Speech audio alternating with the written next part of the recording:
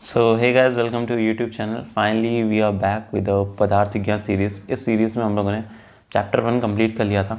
हम लोग चैप्टर 2 देखेंगे जिसका नाम है आयुर्वेद दर्शन निरूपण। तो इस सीरीज़ की जो पहली वीडियो थी उसमें अच्छा रिस्पॉन्स आ रहा है। आई होप आपको ये सीरीज़ अच्छी लग रही होगी और इसी तरीके से आप अपना सपोर्ट दिखाते रहिएगा। तो चलते हैं सेकेंड चैप्टर पे, आयुर्वेद दर्शन निरूपण।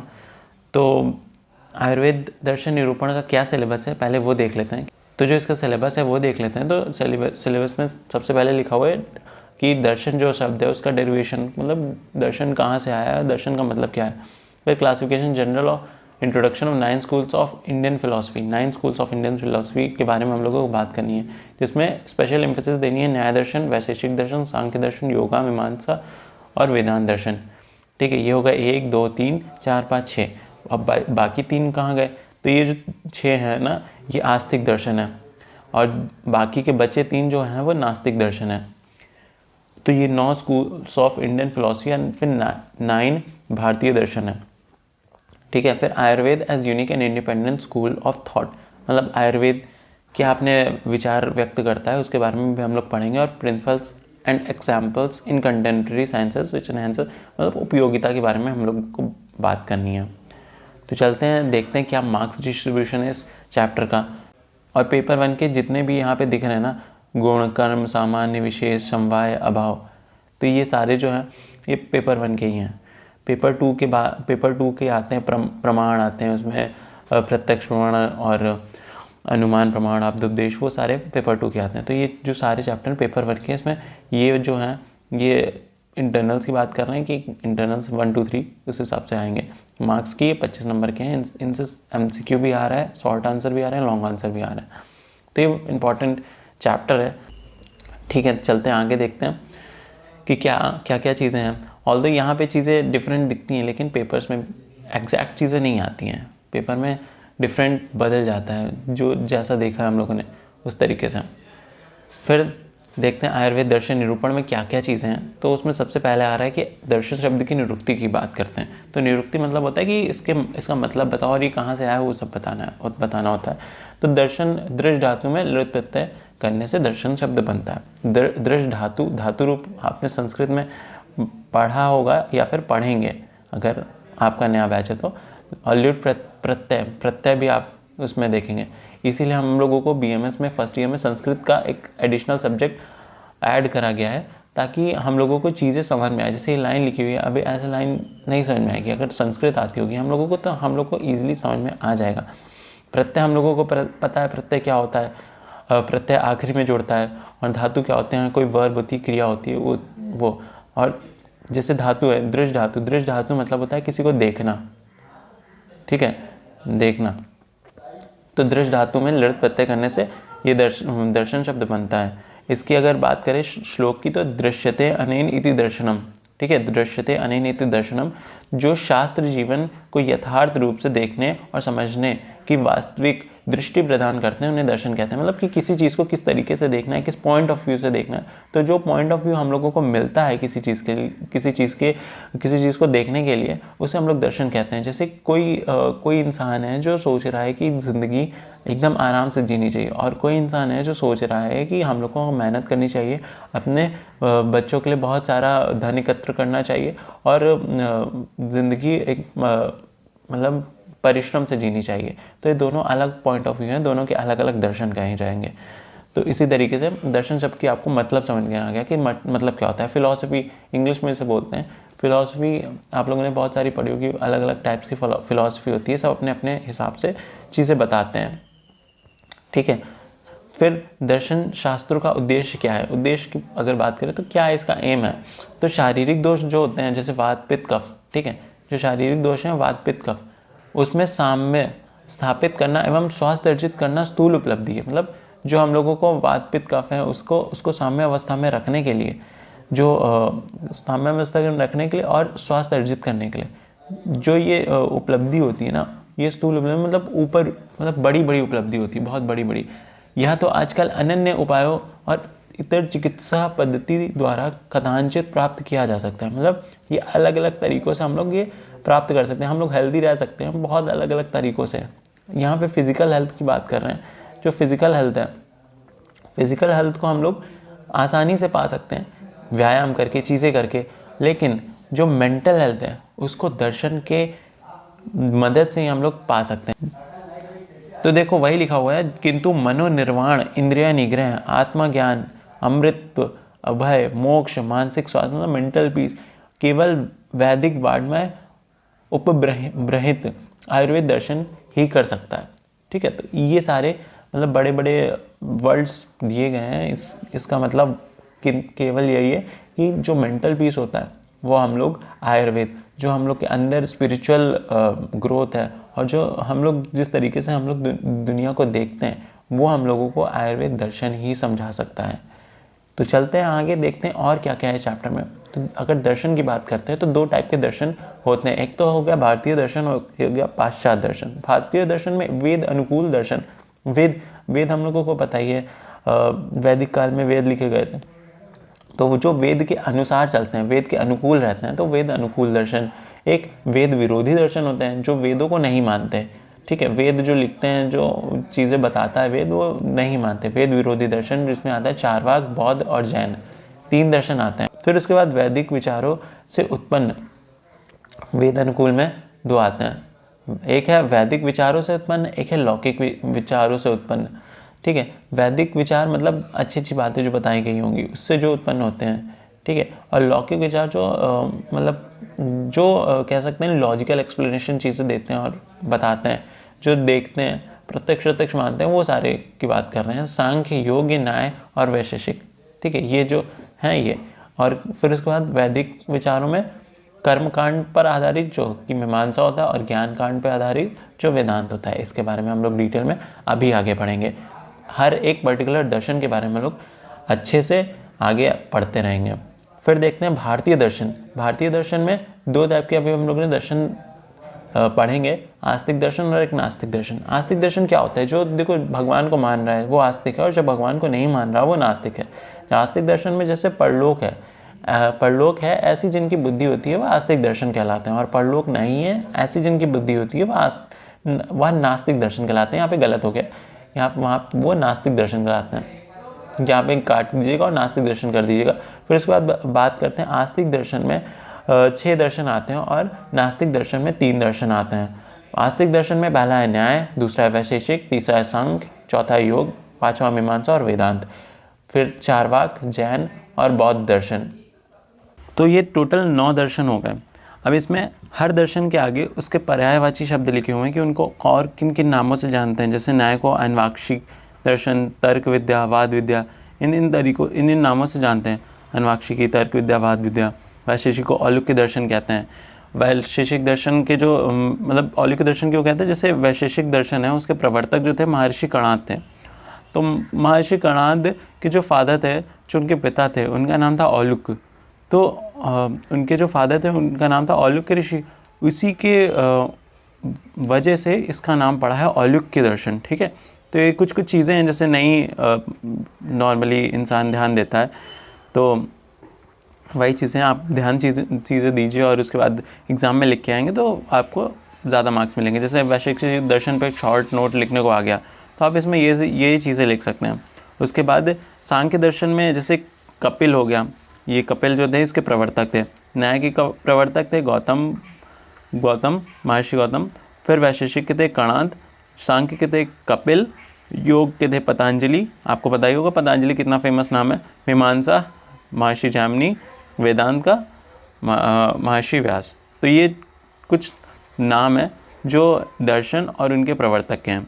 इनको और किन किन नामों से जानते हैं वो आगे लिखा हुआ है। अभी मैंने बताया था अन्वाक्षिकी, तर्क विद्या, वाद विद्या, वैशेषिक में औलुक्य दर्शन, सांख्य में कोई ऐसा नहीं बताया गया, बाकी बोलते तो होंगे ही। योग दर्शन में स्वैश्वत सांख्य, मीमांसा में पूर्व मीमांसा और वेदांत में उत्तर मीमांसा। तो ये कुछ दर्शन के बारे में हम लोगों ने देखा जो भारतीय दर्शन थे। भारतीय दर्शन में 2 थे, आस्तिक, नास्तिक। उसके बाद ये 9 के बारे में हम लोग ने पढ़ाई करी। अब चलते हैं आगे। इसके बाद बात करते हैं कि दर्शन का उद्भव। दर्शन का उद्भव मतलब कि दर्शन कैसे फैला। तो इसके अंदर हम लोग देखते हैं कि जो भारतीय संस्कृति और सभ्यता होती है, जो हम लोग का कल्चर है भारतीय, उसका जो ओरिजिन माना गया है, मूल स्रोत माना गया है, उसे कहते हैं वेद ही है। वेदों में जो चीज़ें लिखी हैं वही हम लोग पालन करते हैं, वही वो आगे चल के परंपराएं बनती हैं। फिर प्रत्येक वेद के अंदर जैसे हम लोग देखते हैं कि प्रत्येक वेद के अंदर 2 चीज़ें होती हैं, 2 भाग होते हैं, मंत्र और ब्राह्मण, ठीक है। और यहाँ पे 4 अगर विभाग की बात करें तो संहिता, ब्राह्मण, आरण्यक, उपनिषद, ये 4 विभाग होते हैं और 2 भाग होते हैं, मंत्र और ब्राह्मण, ठीक है। मंत्र या ऋचाओं के समूह को संहिता कहते हैं, ठीक है। जो मंत्र होते हैं उनको एक समूह में कर दिया जाए तो उनको संहिता बोलते हैं। फिर इसमें वैदिक देवताओं की स्तुति करी गई है, ठीक है। जो संहिता है, मंत्र हैं, उसमें वैदिक जो देवता हैं उनकी स्तुति करी गई है, उनके बारे में प्रशंसा करी गई है, उनको नमस्कार किया गया है। फिर वैदिक संहिताओं की व्याख्या ब्राह्मण ग्रंथ में की गई है। जो हम लोगों ने देखा ना वैदिक संहिताओं की, अब ये मंत्र थे, मंत्र एक समूह में बंधे, संहिता हो गया। और जब संहिताओं की हम लोग व्याख्या कर रहे हैं तो वो ब्राह्मण ग्रंथ बन गया, ठीक है। इसमें यज्ञ यज्ञादि का वर्णन मिलता है कि किस तरीके से यज्ञ करना चाहिए। अरण्य अर्थात जंगल से संबंध होने के कारण इनका नाम अरण्यक पड़ा है। इसका चिंतन एवं अध्ययन एकांत स्थान पर, मतलब अरण्य में होता है, ठीक है। इसीलिए हम लोग अरण्यक बोलते हैं, क्योंकि इसको हम लोग अध्ययन करते हैं एकांत स्थान पर, जिसको हम लोग जंगल भी बोलते हैं या फिर जंगल से संबंधित है। इस वजह से अरण्यकों का अंतिम भाग उपनिषद कहलाता है। तो जो उपनिषद के बारे में अगर कभी कभी आता है तो आप ये पूरा चीज़ें लिखेंगे, ठीक है। अगर पूछा जाए उपनिषद से आप क्या समझते हैं, तो सिंपल सी बात, आप पहले लिखेंगे वेद। वेद क्या होता है? वेद सभ्यता का मूल स्रोत है। फिर उसके बाद प्रत्येक वेद में 4 विभाग होते हैं और 2 भाग होते हैं, मंत्र, ब्राह्मण। फिर मंत्रों के समूह को कहते हैं संहिता। इसमें वैदिक देवताओं की स्तुति करी गई है, वैदिक साहित्यों की व्याख्या करी गई है, संहिताओं की व्याख्या करी गई है ब्राह्मण ग्रंथ में। इसमें यज्ञ आदि का वर्णन मिलता है। अरण्य जिसका संबंध जंगल से, इसलिए इसका नाम अरण्यक पड़ा है। इसका चिंतन अध्ययन स्थान एकांत में होता है। अरण्यक का अंतिम भाग उपनिषद कहलाता है। तो टोटल मतलब आपके एक पेपर में आ सकता है, इंटरनल्स में भी आ सकता है और यूनिवर्सिटी एग्जाम्स में भी आ सकता है, इसलिए आपको ये चीज़ें ध्यान रखनी है। उसमें एक और पॉइंट है कि ऋग्वेद के अनुसार सूर्य को जगत का आत्मा के रूप में स्वीकार किया गया, ठीक है। एक इसमें मल्टीपल चॉइस बन सकता है कि कौन से वेद के अनुसार सूर्य को जगत की आत्मा बोला गया है, तो ऋग्वेद है, ठीक है। फिर आगे चलते हैं, देखते हैं और क्या क्या चीज़ें हैं इस चैप्टर में। तो इसमें इसके बाद हम लोग जो दर्शन हम लोगों ने पढ़े थे उसमें भारतीय और पाश्चात्य दर्शन पढ़े थे। भारतीय में भी आस्तिक नास्तिक पढ़े थे। आस्तिक के अंदर जो देवताओं को मानता है, जो ऐसा मानता है कि परलोक है, उन दर्शनों के बारे में हम लोग पढ़ने वाले हैं। ये 6 दर्शन है, टोटल 9 में से 6 दर्शन जो है वो आस्तिक दर्शन है। तो वैशेषिक दर्शन हम सबसे पहला दर्शन है, जिसके प्रवर्तक हैं महर्षि कणाद। अब ये होगा कि प्रवर्तक क्या होता है, तो प्रवर्तक वो इंसान होता है जो उस दर्शन को फैलाता है, वो अपने पॉइंट ऑफ व्यू को आगे बढ़ाता है, टीचिंग्स अपनी देता है और उस दर्शन को, उस फिलॉसफी को आगे लोगों तक कैरी फॉरवर्ड करता है, उसको बढ़ाता है, वो होता है प्रवर्तक, ठीक है। पदार्थ कितने माने इसने? 6। अब पदार्थ हम लोग ने देखे थे फर्स्ट चैप्टर में, कितने होते हैं? द्रव्य गुण कर्म सामान्य विशेष समवाय, इसी को हम लोग पदार्थ बोलते हैं। इसके अलावा भी कई पदार्थ होते हैं। वैशेषिक दर्शन कह सकते हैं एक तरीके से आयुर्वेद के बहुत आसपास हैं। जो चीज़ें वैशेषिक दर्शन मान रहे हैं ना, वही चीज़ें कुछ बहुत सारी वही सारी चीज़ें आयुर्वेद भी मानता है। तो पदार्थ 6 पदार्थ मानता है, ठीक है। गुण की बात करें तो 24 गुण होते हैं। ये सारे जो पॉइंट्स हैं ना, ये एकदम क्रिस्प पॉइंट है। अभी आप बुक में देखेंगे बहुत बड़ा सा एकदम पैरा वाइज दिया होगा, उसमें से आपको मेन पॉइंट्स ढूंढना पड़ेगा, लेकिन यहाँ पे सारे मेन पॉइंट्स एक करके लिख दिए हैं और यही चीज़ें आपको एक्जैक्ट कट टू कट लिख देनी है। अगर इस तरीके से लिखते हैं ना तो आपको मैक्सिमम जितने मार्क्स हो सकते हैं ना उतने मार्क्स मिलेंगे। और यहाँ से एमसीक्यू भी बहुत सारे बन सकते हैं कि प्रवर्तक कौन होता है, कितने पदार्थ को मानता है, कितने गुणों को मानता है, ठीक है। तो 24 गुणों को मानता है। अगर पर्याय की बात करें तो औलुक के दर्शन होता है। अभी मैंने बताया जैसे जो कणाद थे, कणाद के पिता जो थे वो औलुक ऋषि थे, तो उन्हीं के नाम पर पढ़ा है। औलुक के दर्शन इसका पर्याय। तो वैशेषिक मतलब विशेष नामक पदार्थ, यहाँ नमक लिखा हुआ है, नामक पदार्थ की व्याख्या प्रस्तुत करने के कारण इसका वैशेषिक दर्शन नाम पड़ा हुआ है, ठीक है। विशेष क्या होता है? विशेष अभी आगे हम लोग पढ़ेंगे पदार्थ निरूपण में कि एक पदार्थ होता है द्रव्य गुण कर्म सामान्य विशेष समवाय, इसमें एक विशेष पदार्थ होता है। इसके बारे में अच्छे से जिसने बताया था वो वैशेषिक दर्शन है। विशेष मतलब होता है कि किसी चीज़ का ह्रास होना, ह्रास मतलब कम होना, ह्रास। और वही सामान्य किसी चीज़ का बढ़ना। ठीक है, तो वही है कि अभी इसके बारे में और अच्छे से पढ़ेंगे। अभी बस इतना जान लीजिए, विशेष मतलब किसी चीज़ को कम करना। जैसे अगर कोई किसी का पेट निकला हुआ है तो उससे बोलेंगे कि चलो, ताकि तुम्हारा पेट कम हो, तो ये भी एक तरीके का विशेष होता है। तो इसी चीज़ को इन लोगों ने अच्छे से डिफाइन करा था, इसलिए इसका नाम पड़ा था वैशेषिक दर्शन। तो वैशेषिक दर्शन के विचार से एक पदार्थ दूसरे पदार्थ से भिन्न होता है, एक परमाणु दूसरे परमाणु से भिन्न होता है। ठीक है, प्रमाण की बात करें तो दो प्रमाणों को मानता है, प्रत्यक्ष प्रमाण और अनुमान प्रमाण। प्रत्यक्ष प्रमाण, अब प्रमाण क्या होता है? जैसे कोई भी हम लोग को ज्ञान, कोई हम लोग के पास ज्ञान है, ठीक है, अब हम लोग को कैसे पता चलेगा कि वो क्या है क्या नहीं है? एक साधन तो होना चाहिए। तो ज्ञान प्राप्ति का जो साधन होता है ना, उसे हम लोग प्रमाण बोलते हैं।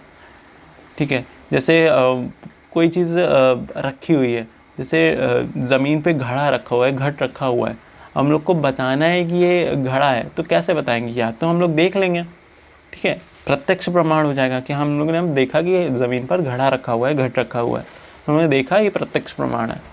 ठीक है, इसी तरीके से अलग अलग चीज़ें हैं, अलग अलग प्रमाण होते हैं, टोटल 4 प्रमाण होते हैं। तो यहाँ पे प्रत्यक्ष और अनुमान प्रमाण है। अनुमान प्रमाण जैसे आसमान में तारे हैं, तारे कितने हैं हम लोग गिन नहीं सकते, लेकिन हम लोग एक अनुमान लगाते हैं कि वो असंख्य तारे हैं। तो इसी तरीके से प्रमाणों को बारे में हम लोग बताते हैं कि जो ज्ञान प्राप्ति का साधन होता है वो प्रमाण होता है। अभी हम लोग इसके बारे में सेकंड पेपर में बहुत अच्छे से पढ़ेंगे। प्रमाण में हर प्रमाण का एक चैप्टर बना हुआ है, तो उसमें आपको चीज़ें समझ में आ जाएंगी। बस यहाँ ओवरव्यू ले लीजिए, प्रमाण का मतलब क्या होता है। फिर असत्यकारवाद या आरंभवाद या प्रमाणवाद को मानता है। अब इसका क्या मतलब है? असत्यकारवाद, देखो दो चीज़ें होती हैं, सत्यकारवाद और असत्यकारवाद। सत्यकारवाद के अनुसार किसी भी चीज़ की उत्पत्ति से पूर्व उसका सत्ता विद्यमान रहती है, और असत्यकारवाद किसी भी वस्तु की क्या कह सकते हैं कि जो उत्पत्ति है उससे पूर्व उसकी सत्ता दूसरी चीज़ में विद्यमान नहीं रहती। अब जैसे ये सेंटेंस में बोला, इसको सिंप्लीफाई करके अगर बोले तो जैसे कोई चीज़ है, जैसे घड़ा है, घड़ा हम लोग बनाते हैं तो हम लोग इस तरीके से भी देख सकते हैं, जो मिट्टी से हम लोग ने घड़ा बनाया तो मिट्टी में पहले से घड़ा था, तो इसको हम लोग बोलेंगे सत्यकारवाद। और हम लोग अगर ऐसे बोलेंगे नहीं, घड़ा हम लोग ने बनाया, मिट्टी से बनाया, लेकिन मिट्टी घड़ा नहीं था और ना ही घड़ा मिट्टी है, तो दोनों अलग अलग चीज़ें हैं, तो इसे हम लोग कहेंगे असत्यकारवाद। तो दोनों अलग अलग चीज़ें होती हैं, एक सत्यकारवाद एक असत्यकारवाद। एक और एग्जाम्पल देते हैं, जैसे सत्यकारवाद का, कि जैसे पीपल का पेड़, पीपल का वृक्ष है, तो पीपल का वृक्ष की सत्ता उसके बीज में विद्यमान रहती है। अब जैसे आप देखेंगे कि छोटा सा एक बीज है, ठीक है, उसके अंदर पूरा पीपल का पेड़ होता है, पीपल का पेड़ बन जाता है, तो इसे हम लोग कहते हैं कि उसकी सत्ता विद्यमान थी, तो इसे हम लोग कहेंगे सत्यकारवाद। ठीक है, और अगर ऐसा नहीं मानते, इसका उल्टा जस्ट सोचते हैं कि नहीं, ऐसा सत्ता थोड़ी ना विद्यमान रहती है, बीज बीज था और पेड़ पेड़ है, तो उसे हम लोग कहेंगे असत्यकारवाद, जिसको आरंभवाद बोलते हैं कि हाँ, यहाँ से चीज़ें आरंभ हो गई, मिट्टी से घड़ा बना तो यहाँ से घड़े का आरंभ हुआ। या फिर प्रमाणवाद, ठीक है, इसके अनुसार उत्पत्ति से पूर्व कार्य कारण में असत्य रहता है, कार्य की सत्ता से पहले कारण में नहीं रहता, प्रयुक्त उसका प्राग भाव रहता है। अभी जैसे मैंने बोला वो बहुत सिंपल सेंटेंस था, अब यहाँ जो लिखा हुआ है ये थोड़ा सा कॉम्प्लेक्स बुकिश लैंग्वेज है, यही चीज़ें आपको थोड़ी सी लिखनी होंगी। जैसे कुछ डिफिनेशंस होती हैं वो आपको याद करनी ही करनी होती हैं, ठीक है, तो यहाँ पे ये चीज़ें हैं जो आपको देखनी पड़ेंगी, और इसका मतलब आपको जैसे समझ में आ ही गया है, सिंप्लीफाइड टर्म में मैंने बताया। आप यहाँ पे देखते हैं कि क्या है इसका मतलब। इसके अनुसार उत्पत्ति से पूर्व कार्य कारण में असत रहता है, ठीक है, जो कार्य है और कारण है, इसका एक अलग चैप्टर है, कार्य कारण सिद्धांत, लास्ट चैप्टर है, ठीक है, तो ये लास्ट में आप पढ़ेंगे। तो वही चीज़ है कि यहाँ पे बस टर्मिनोलॉजीज़ आनी है, टर्मिनोलॉजीज़ के बारे में आपको पता होनी चाहिए क्या क्या मतलब होता है, तो और बाकी इनके बारे में तो आप पढ़ेंगे ही, ठीक है। आगे जो चैप्टर्स हैं, जो अब चैप्टर्स बने हुए हैं, इतने बड़े बड़े चैप्टर्स बने हुए हैं, तो कुछ तो होगा ना इनमें चीज़ें, तो वही चीज़ें हैं। प्राग भाव क्या होता है? जैसे हम लोग के अंदर रोग नहीं है, जैसे हम लोग हेल्दी हैं। अब वही चीज़ है कि ऐसा तो नहीं है कि हम लोगों को रोग नहीं लग सकता, तो रोग नहीं है, इस रोग का अभाव है, अभाव मतलब वो चीज़ नहीं है, रोग का अभाव है, तो उस अभाव को हम लोग कहेंगे प्राग भाव, अभी नहीं है लेकिन आगे फ्यूचर में आ सकता है, तो हम लोग कह रहे हैं वो प्राग भाव है। तो वही बात करें कि वहाँ उसका प्राग भाव रहता है। प्राग भाव मतलब अभी नहीं है लेकिन हाँ आ सकता है, उसका प्राग भाव रहता है। कार्य की सत्ता से पहले कारण में नहीं रहता। ठीक है, कि कार्य की जो सत्ता है उससे पहले कारण में नहीं रहता। तो यही चीज़ें बताई जा रही हैं इसमें कि असत्यकारवाद क्या होता है, कि सिंपल सी बात है, कोई चीज़ है उसकी सत्ता पहले विद्यमान नहीं थी, जो उससे पहले वाली स्टेट थी। ठीक है, इसका एक और एग्जांपल अगर हम लोग दें और अच्छे से समझें तो जैसे हम लोग ने पानी गर्म करा, ठीक है, पानी गर्म करा, उससे स्टीम बनी, स्टीम भाप बन के उड़ गई। ठीक है, तो अभी हम लोग कह सकते हैं कि जो स्टीम थी, ठीक है, स्टीम की सत्ता कहाँ विद्यमान थी? पानी में। और यही चीज़ अगर ना माने क्या है, हम लोग पानी अलग है स्टीम अलग है, दोनों को क्यों मिक्स कर रहे हो, तो ये हो गया असत्यकारवाद। ठीक है, तो इतना मतलब है कि जो फाइनल रिजल्ट मिला और जो उससे पहले चीज़ थी, प्रोसेस था, दोनों अलग अलग मान रहे हैं हम लोग, तो वो असत्यकारवाद है। फिर आगे बढ़ते हैं, पीलू पाक को मानता है। देखो कुछ चीज़ें होती हैं, पीलू पाक, पिट्टर पाक, ये भी आप चैप्टर जो कार्य कारण सिद्धांत है ना आखिरी उसमें पढ़ेंगे। अभी बस इतना मान रखिए कि वैशेषिक दर्शन जो होता है पीलू पाक को मानता है। दो चीज़ें होती हैं, पीलू पाक और पिट्ठर पाक। ठीक है, वही आप जब लास्ट चैप्टर में पढ़ेंगे तब समझ में आएगा कि हाँ, जैसे कोई घड़ा है, हम लोग उसे गर्म कर रहे हैं, तो उसका हर एक मॉलिक्यूल, हर एक पार्टिकल एक एक करके गर्म हो रहा है, मतलब धीरे धीरे गर्म हो रहा है। वही चीज़ अगर जैसे वही अमरूद है, अमरूद पक रहा है, तो हम लोग ऐसे नहीं बोल रहे हैं कि एक एक करके पक रहा है, अमरूद एक साथ पूरा पक गया। ठीक है, तो यही पीलू पाक पिट्ठर पाक वाले सिद्धांत होते हैं, ये हम लोग लास्ट चैप्टर में पढ़ेंगे, उसके बारे में ज़्यादा लोड मत लीजिए आप। ठीक है, लेकिन हाँ, ये सारे पॉइंट्स आपको क्लियर होने चाहिए। जैसे वैशेषिक दर्शन में मैं आपको सिंपल 4 पॉइंट बता के कि किन पदार्थों को मानता है, किन गुण को मानता है, इसके पर्याय क्या है, इसका मतलब क्या है, और किन किन सिद्धांतों को मानता है, बता के ख़त्म कर सकता हूँ। लेकिन मैं चाहता हूँ कि जो भी कंटेंट है वो पूरा कंटेंट हो। यूट्यूब में बहुत सारा कंटेंट पड़ा है, आधा आधा पड़ा है, लेकिन मैं नहीं चाहता कि कोई ऐसा कंटेंट मैं डालूँ जिसमें कुछ कमी रह जाए। तो वही पूरी चीज़ें पढ़ा रहा हूँ, इससे बाहर पेपर नहीं आने वाला, ये मैं लिख के दे सकता हूँ। फिर न्याय वैशेषिक के अनुसार परमाणु ही सृष्टि उत्पत्ति एवं विनिष्ट के कारण होते हैं। दोनों दर्शन त्रैतवाद को मानते हैं। त्रैतवाद क्या होता है? त्रैतवाद मतलब 3 चीज़ें, ईश्वर, जीव और प्रकृति, इनको मानते हैं कि इनकी ही मदद से ये सृष्टि की उत्पत्ति हुई है। मतलब 3 चीज़ें थी, ईश्वर, जीव और प्रकृति। ठीक है, तो ये चीज़ें थी, ये वैशेषिक दर्शन में हम लोगों ने चीज़ें पढ़ी। फिर चलते हैं नेक्स्ट स्लाइड पे, देखते हैं दूसरा कौन सा दर्शन। तो मैंने ऐसे कोशिश करी कि एक स्लाइड में पूरा दर्शन आ जाए। ठीक है, तो वैशेषिक दर्शन में यही मेन पॉइंट्स थे, यही चीज़ें आपको पढ़नी है। फिर चलते हैं न्याय दर्शन पे, कि न्याय दर्शन में क्या क्या पॉइंट्स है, क्या क्या चीज़ें हम लोग को समझनी है। तो न्याय दर्शन के प्रवर्तक जो थे वो गौतम थे। ठीक है, और ये जो पदार्थ मानते हैं, 16 पदार्थों को मानते हैं, ये 16 लिखा हुआ है। ठीक है, अगर आपको हिंदी की गिनती नहीं आती तो सीख लीजिए, आयुर्वेद में आ गए हिंदी के शब्द, हिंदी को किस तरीके से लिखते हैं, हिंदी के वर्ड्स क्या होते हैं, नंबर्स क्या होते हैं, सारी चीज़ें आपको आ जानी चाहिए। गुण की बात करें तो ये भी 24 गुण मान रहे हैं। देखो, वैशेषिक दर्शन भी 24 गुण मान रहे थे, न्याय दर्शन भी 24 गुण ही मान रहे हैं, तो दोनों 24 गुण मान रहे हैं। इस तरीके से आप याद कर सकते हैं। अभी जो चैप्टर है गुण निरूपण, ठीक है, जो आगे आएगा गुण चैप्टर, उसके अंदर ये 24 गुण जो है ना, 24 गुण, इनके बारे में एक एक करके सबके बारे में पढ़ना होगा। तो बहुत चीज़ें हैं। अभी यहाँ पे चीज़ें मैं कह सकता हूँ कि 24 गुण हैं, 24 गुण के नाम क्या होते हैं मैं बता दूँ, लेकिन जब चैप्टर आएगा गुण तो उसमें क्या पढ़ेंगे आप, सब अभी पढ़ लेंगे तो, और पता चला इतना ज़्यादा पढ़ लिया कि आगे पढ़ ही नहीं पा रहे हैं। ठीक है, पर्याय की बात करें तो पर्याय हैं इसके आन्वाक्षिकी, तर्क विद्या, वाद विद्या, हेतु विद्या, हेतुशास्त्र। इसका देखो, न्याय दर्शन इसके नाम से ही पता चल रहा है कि न्याय मतलब लॉ या फिर तर्क या फिर इस तरीके की चीज़ों के बारे में बताता होगा कि सही क्या है गलत क्या है, वो बताता होगा। तो वही चीज़ आगे बताई गई कि न्याय शब्द का शाब्दिक अर्थ है उचित अनुचित का विवेक। विवेक मतलब बुद्धि कि मतलब उचित क्या है अनुचित क्या है ये समझ पाना न्याय दर्शन का मेन एम है। ठीक है, कि ये समझ पा रहे हैं हम लोग, अगर ये समझ पा रहे हैं तो न्याय फिलॉसफी के अकॉर्डिंग हम लोग चल रहे होंगे। ठीक है, फिर उसके बाद न्याय के द्वारा किसी प्रतिपाद्य विषय की अथवा विनिष्ट अर्थ की सिद्धि की जा सकती है। ठीक है, मतलब किसी भी, जैसे न्याय है वो प्रत्यक्ष प्रमाण मान रहा है कि हाँ दिखाओ कि क्या प्रमाण है। तो जैसे कोई बात कही गई तो वो सही है या गलत है, ये न्याय दर्शन ही बता सकता है। ठीक है, न्याय दर्शन के अकॉर्डिंग चीज़ें चलेंगे तो आपको चीज़ें समझ में आएंगी। ठीक है, इसकी सिद्धि करी जा सकती है। इसकी सिद्धि किस तरीके से करते हैं? 5 अव्यय, मतलब जैसे एग्जाम्पल एक देते हैं कि जैसे किसी ने कोई केस लड़ रहा है, तो केस लड़ रहा है तो एक लॉयर हायर करेगा तो वो लॉयर अपने एविडेंस देगा। और एविडेंस किस तरीके से देगा? पहले तो प्रतिज्ञा, मतलब जो चीज़ है वो बताएगा कि नहीं मैंने देखा था कि वहाँ पे मतलब पर्वत पे धुआं था, ठीक है, इसलिए वहाँ अग्नि, मतलब पर्वत में वहाँ धुआं था या फिर पर्वत पे अग्नि थी। इस तरीके से वो बताता है, एक सेंटेंस देता है। फिर हेतु, क्यों, मतलब वहाँ पे तुम्हें क्यों लगता है कि वो चीज़ थी?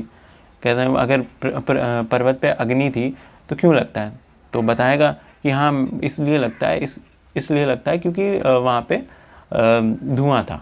ठीक है, पर्वत पे अग्नि थी, क्यों थी? क्योंकि वहाँ धुआं था, ऐसा हम लोग को लग रहा है, हम लोग बता रहे हैं जज साहब को। दृष्टांत, क्यों था? क्योंकि अब कहेंगे कि तुम्हें कैसे पता कि धुआं था तो वहाँ अग्नि होगी। ठीक है, तो वो बताएगा कि अरे ऐसा होता है कि मैंने अपने रसोई घर में देखा था कि वहाँ पे आग जलाते हैं तो वहाँ धुआं निकलता है, तो जहाँ जहाँ धूम होगी वहाँ अग्नि होगी। तो वो ऐसे बताना है। फिर उपनय, फिर निगमन, इस तरीके से कंक्लूजन पे आते हैं कि हाँ ये कंक्लूजन है कि तुम जो बोल रहे हो कि जहाँ जहाँ धुआं है वहाँ अग्नि है, वो तुमने इस एग्जाम्पल से प्रूव कर लिया, ये तुम्हारे एविडेंस थे, ये सारी चीज़ें थी तुम्हारी जो तुमने बताई, तो इसलिए हम लोग मान रहे हैं कि जहाँ जहाँ धुआं है वहाँ अग्नि है, तो तुम केस जीत गए हो। तो इस तरीके से हम लोग 5 अवयवों की मदद से, अवयव क्या होते हैं? एक तरीके से कह सकते हैं ऑर्गन्स, पार्ट होते हैं। ठीक है, 5 अव्यय कौन कौन से? प्रतिज्ञा, हेतु, दृष्टांत, उपनय और निगमन। ठीक है, उपनय क्या था? कि किसी चीज़ को कोरिलेट करना। निगमन, अभी ये चीज़ आप पढ़ेंगे प्रमाण चैप्टर में। ठीक है, कि प्रतिज्ञा क्या होती है, दृष्टांत क्या होता है, उपनय क्या होता है, निगमन क्या होता है। अभी मैं बता दे रहा हूँ ताकि एक होता नहीं है कि यार समझ ही नहीं आ रहा कि क्या है, पंचअव्यय क्या था, प्रतिज्ञा क्या है, बस या रट्टा मारना है आयुर्वेद में। नहीं, रट्टा नहीं मारना है, सब अच्छे से हर चीज़ का मतलब है, मतलब समझ में आएगा। अब जैसे 9th क्लास में आप बायोलॉजी लिया था, उसमें कुछ मतलब चीज़ें आ रही थी, cell is the basic structure function unit of life, ये हम लोग ने लाइन रट ली, लेकिन इसका मतलब क्या था वो हम लोग को आके 11th-12th में पता चला कि अरे बेसिक स्ट्रक्चर फंक्शन यूनिट मतलब यूनिट है, वो चला रहा है, वो मूल है। तो वही चीज़ें आगे समझ में आएंगी जब आप आयुर्वेद को अच्छी तरीके से अडेप्ट कर लेंगे। फिर प्रमाण की बात करते हैं। जैसे वैशेषिक दर्शन ने 2 प्रमाणों को माना था, प्रत्यक्ष और अनुमान। ये 4 प्रमाणों को मान रहा है, प्रत्यक्ष, अनुमान, उपमान और शब्दज। प्रत्यक्ष क्या है कि किसी चीज़ को हम लोग ने देखा, हम लोग को ज्ञान की प्राप्ति होगी, वो प्रत्यक्ष प्रमाण है। अनुमान, हम लोग ने सोचा कि अब हम लोग ने वो देखा था तो ऐसा भी हो सकता है। जैसे अभी जैसे धुआं वाली बात करा कि जहाँ जहाँ धूम है वहाँ अग्नि है, तो उसी का अनुमान लगा रहे कि हम लोग ने धुआं देखा तो हम लोग सोच रहे हैं कि अग्नि होगी वहाँ पे, तो ये अनुमान लगा लिया, तो ये अनुमान प्रमाण है। यही हम लोग ने देखा था अभी न्याय दर्शन में, हम लोग बता रहे कि ऐसे अनुमान लगा रहे थे। उपमान की किसी चीज़ की किसी से तुलना कर दिया, ठीक है, कि ऐसा ऐसा होता है। ट्रेन आ गई, फिर हर वीडियो में ट्रेन आती है।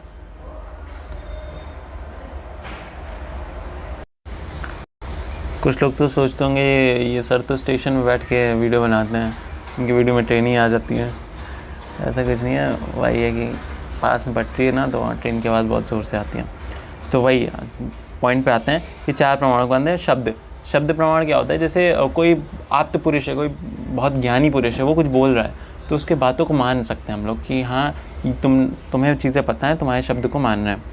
फिर चरक एवं सुश्रुत में वर्णित तंत्र युक्तियाँ जो हैं वो न्याय दर्शन पर आधारित है। तंत्र युक्तियाँ क्या हैं वो अभी आगे हम लोग पढ़ेंगे। असत्यकारवाद, आरंभवाद और प्रमाणवाद, इसके अनुसार देखो हम लोगों ने अभी देखा था कि असत्यकारवाद क्या होता है, आरंभवाद क्या होता है, प्रमाणवाद जस्ट सेम ये भी मानते हैं, ये भी वही चीज़ें मानते हैं जो वैशेषिक दर्शन मान रहा है, असत्यकारवाद, आरंभवाद या प्रमाणवाद। ठीक है, बस अंतर इसमें क्या है कि ये पीलू पाक को मान रहे थे और ये पिट्ठर पाक को मान रहे हैं। ये बहुत कन्फ्यूजिंग होता है, ये आखिर में आ जाता है क्वेश्चन में। मल्टीपल चॉइस में तो मतलब फेमस MCQ है ये कि न्याय दर्शन किस पाक को मानता है और उसको ये किसको मानता है, वैशेषिक दर्शन। तो वही चीज़ है, दोनों में बहुत कन्फ्यूजन होता है, इसलिए ये चीज़ें याद कर लीजिएगा। पीलू पाक कौन मानता है, पिट्टर पाक कौन मानता है। फिर न्याय वैशेषिक के अनुसार परमाणु ही सृष्टि की उत्पत्ति एवं विनिष्ट में कारण है। दोनों दर्शन त्रैतवाद को मानते हैं। त्रैतवाद क्या हो, ईश्वर, जीव, प्रकृति, और ये भी वही चीज़ मान रहे हैं। तो ये हम लोग ने देखा न्याय दर्शन।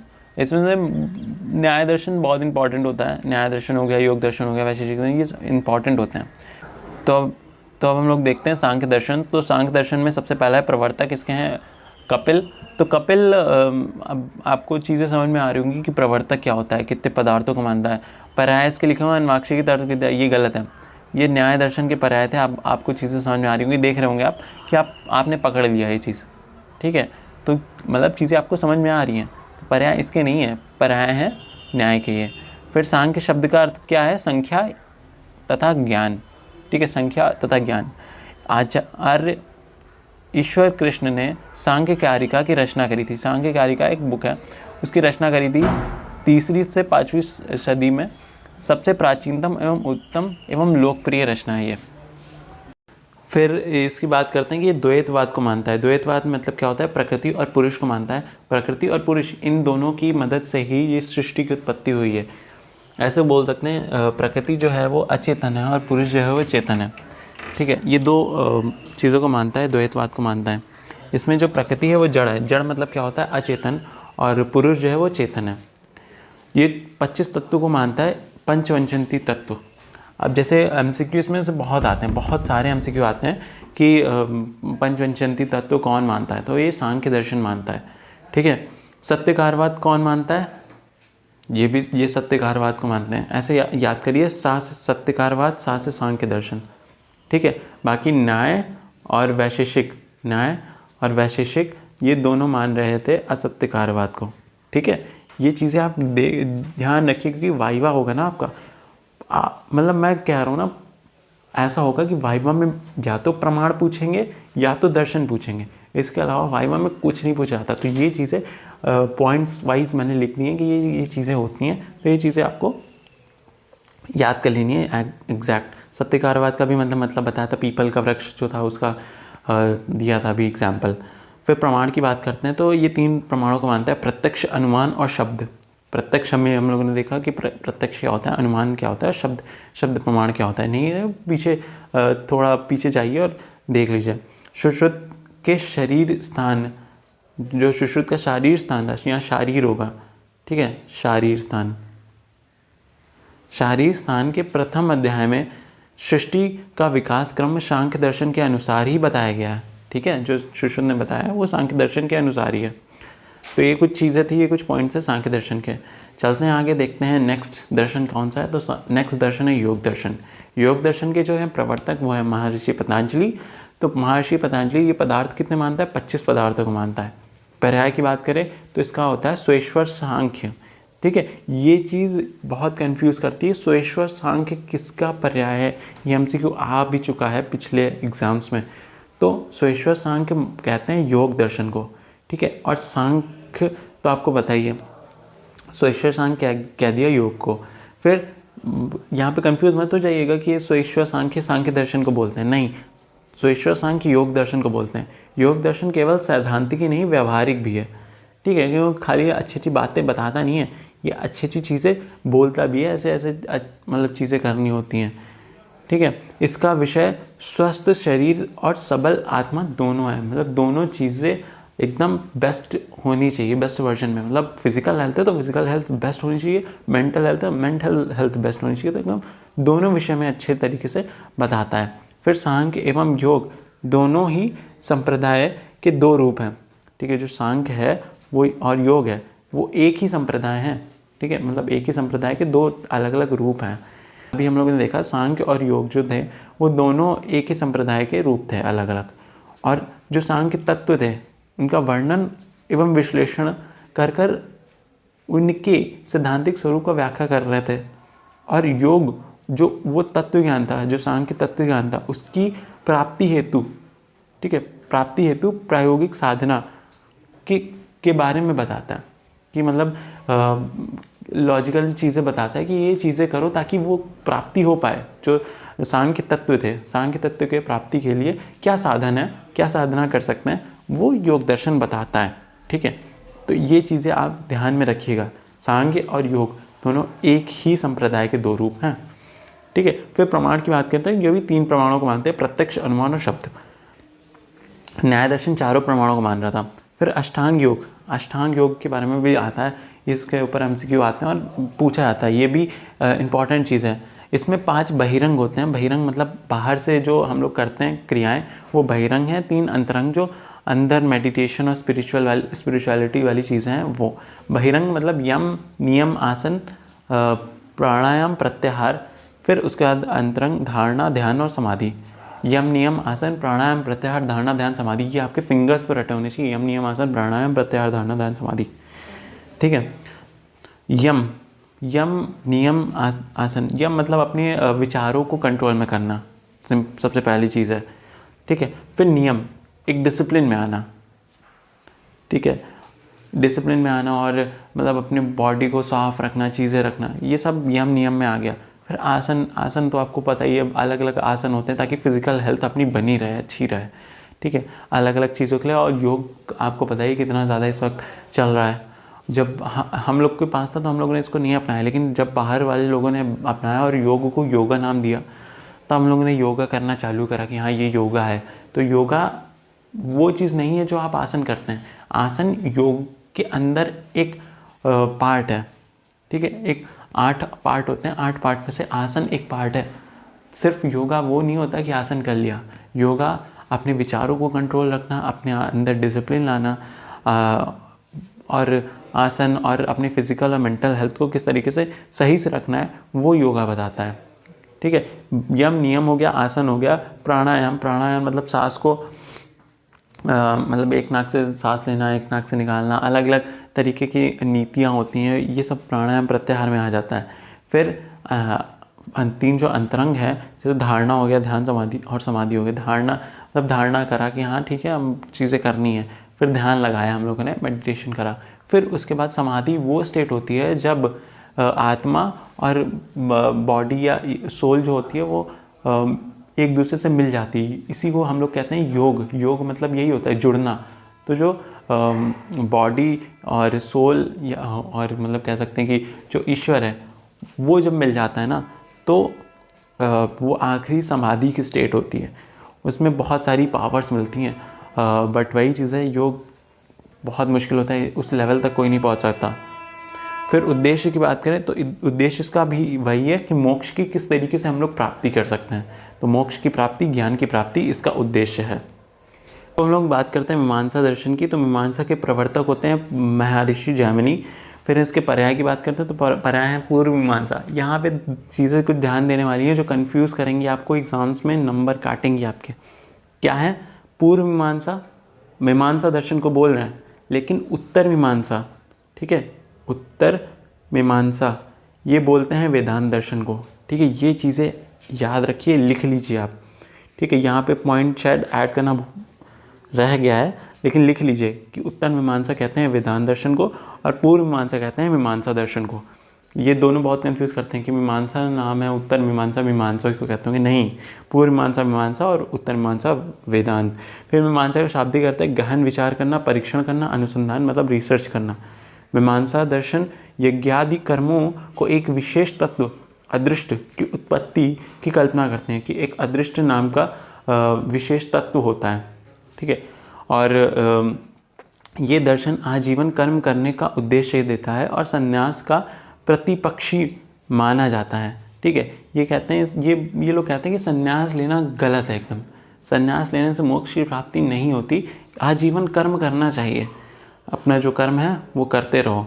यज्ञ रूपी क्रिया के अनुष्ठान से स्वर्ग फल की प्राप्ति होती है। मतलब बता रहे हैं कि यज्ञ जो होता है, जो आपके कर्म होते हैं, और उसको करने से आपको मोक्ष की प्राप्ति होगी, स्वर्ग मिलेगा। लेकिन ये नहीं कि आप संन्यास ले लिया, आप अपना कोई काम नहीं कर रहे हैं तो उससे आपको मिल जाएगा। नहीं, आजीवन कर्म करें, योग आजीवन कर्म करें, यज्ञ करें, और यज्ञादि चीज़ें करें तो उसकी मदद से आपको स्वर्ग की प्राप्ति होगी। अब प्रमाण की बात करते हैं, सबसे पहला प्रत्यक्ष प्रमाण, दूसरा है अनुमान, तीसरा है शब्द, और चौथा है अर्थोत्पत्ति, और पांचवा अभाव, छठा अनुपलब्धि। ये प्रमाण होते हैं, ये रट लीजिए आप, ठीक है। इसको समझने की अभी आपको ज़रूरत नहीं है। वेदों के अंतिम प्रमाण स्वीकार करते हैं, ठीक है।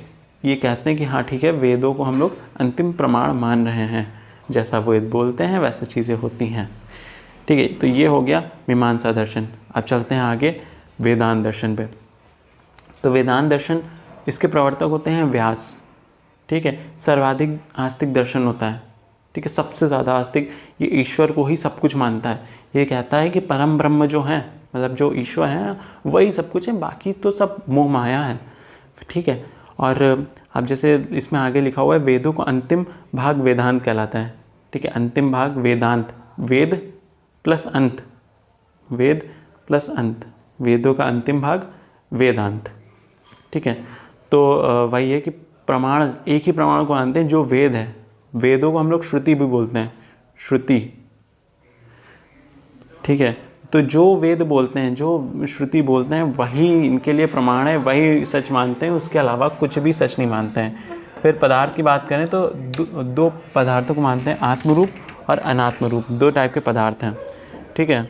और वेदांत में परम पुरुषार्थ मोक्ष को बतलाया है कि जो वेदांत बताता है कि जो परम पुरुषार्थ है वो मोक्ष है, मोक्ष की ही प्राप्ति चाहिए हम लोग को। तो उसके बाद नेक्स्ट पॉइंट है, मोक्ष के पर्याय क्या है? विपाप, विराज, शांत, अक्षर, अव्यय, अमृत, निर्वाण और शांति। ये एमसीक्यू में आ सकता है, ठीक है। फिर इस दर्शन के अनुसार जगत की सभी प्रवृत्तियां दुखमय हैं, मतलब जो जगत में चीज़ें हैं ना वो सब दुख देती हैं, और सभी तरीके की प्रवृत्तियों का त्याग ही सुख है, उसे ही मोक्ष कहते हैं। अब जैसे पिछले में हम लोगों ने देखा था कि जो दर्शन था मीमांसा दर्शन, वो बोल रहा था कि संन्यास लेना गलत है। अब ये लोग बोल रहे हैं कि जो सभी तरीके की प्रवृत्तियाँ उसका त्याग कर दो, मतलब संन्यास ले लो, और वही मोक्ष की प्राप्ति है, ठीक है, वही सुख है, ठीक है। विवर्तवाद की बात करते हैं। विवर्तवाद क्या होता है? विवर्तवाद के अनुसार ब्रह्म एकमय अद्वितीय है, मतलब जो ब्रह्म है वही सब कुछ है, वही इस सृष्टि की उत्पत्ति का कारण है, ठीक है। इसे विवर्तवाद कहते हैं। और जगत उस ब्रह्म की एक प्रक्रिया है, एक विवर्त है, जिसे माया कहते हैं। तो ये जो सारा जगत है ना, ये ब्रह्मा की ईश्वर की एक माया है या फिर विवर्त है, इसलिए इसको विवर्तवाद बोलते हैं, ठीक है। तो यहाँ पे ये हो गए हम लोगों के आस्तिक दर्शन। आस्तिक दर्शन हम लोगों ने कंप्लीट कर लिए, 6 आस्तिक दर्शन थे। अब बचे 3 नास्तिक दर्शन। तो 3 नास्तिक दर्शन को हम लोग नेक्स्ट वीडियो में करेंगे, क्योंकि अगर वो 3 और कर दिया ना तो थोड़ा सा बड़ा हो जाएगा, और मतलब ये नहीं चाहता कि बहुत बड़ा कर दूँ वीडियो, ताकि थोड़ा सा क्या होता है, इंटरेस्ट लूज़ होने लगता है, फोकस लूज़ होने लगता है, इसीलिए पार्ट वाइज करूँगा। बहुत ज़्यादा छोटी भी नहीं रख रहा हूँ मैं, 10-10 मिनट की जो 10 वीडियो थे वो भी नहीं है, लेकिन हाँ बहुत ज़्यादा बड़ी भी नहीं कि 1.5 घंटे की वीडियो बना दी। तो आप लोगों के लिए आसानी हो, इसलिए आस्तिक दर्शन एक वीडियो में कर दूंगा, नास्तिक दर्शन एक वीडियो में कर दूंगा। तो ये थे 6 दर्शन। आई होप चीज़ें समझ में आ गई होंगी, और यही सारे पॉइंट्स हैं जो आपको एग्ज़ाम्स में लिखने हैं। अगर न्याय दर्शन आ गया तो ये अगर सारे पॉइंट्स आपने लिख दिया ना, इसके बाद आपके नंबर कटेंगे भी, तो जो टीचर काटता है वही कटेंगे, बाकी नहीं कटने वाले। राइटिंग अच्छी है, इस तरीके से आप लिखें ना तो बढ़िया एकदम। फ्लो चार्ट्स जो मैंने आपके लिए बना के दिए हैं, जैसे आस्तिक दर्शन नास्तिक दर्शन में कंपैरिजन दिया है, और ये फ्लो चार्ट्स हैं, ये सारी चीज़ें आप अच्छे से ध्यान रखिए, याद करिए, तो आपको दर्शन में कोई दिक्कत नहीं आने वाली। बाकी से एमसीक्यू ज़्यादा आते हैं, और ये वाइवा में बहुत पूछा जाता है। जैसे छोटे छोटे पॉइंट्स है, जो कौन से दर्शन क्या मानता है, क्या मतलब होता है उसका, असत्य कार्यवाद क्या होता है, विवर्तवाद कौन मानता है, या फिर बाकी जो चीज़ें हैं जैसे पीलूपाक कौन मानता है, पिट्ठरपाक मानता है, 24 गुण कौन मानता है, 24 पदार्थ कौन मानता है, कितने पदार्थ वैशेषिक दर्शन मानता है, कितने पदार्थ नया दर्शन मानता है, ये सारी चीज़ें आपको पता होनी चाहिए, ठीक है। अभी इन सारी चीज़ों का और एक्सप्लेनेशन हम लोग आगे वाले चैप्टर्स में देखेंगे। सो ये था दर्शन one of the most important topics है, और मेरे अकॉर्डिंग कुछ भी ऐसी चीज़ नहीं होगी अब इस दर्शन में जो इससे बाहर आ सकती है। आई होप आपको ये वीडियो पसंद आई हो। मिलते हैं पार्ट 2 में, जिसमें हम लोग नास्तिक दर्शन पढ़ेंगे और ये चैप्टर कंप्लीट करेंगे। वो ज़्यादा बड़ी वीडियो नहीं होगी, वो 15 मिनट की वीडियो होगी, वो जल्दी से ख़त्म कर देंगे। So this is all about दर्शन निरूपण पार्ट 1 वीडियो। मिलते हैं आपसे नेक्स्ट पार्ट में। तो टाटा, बाय बाय।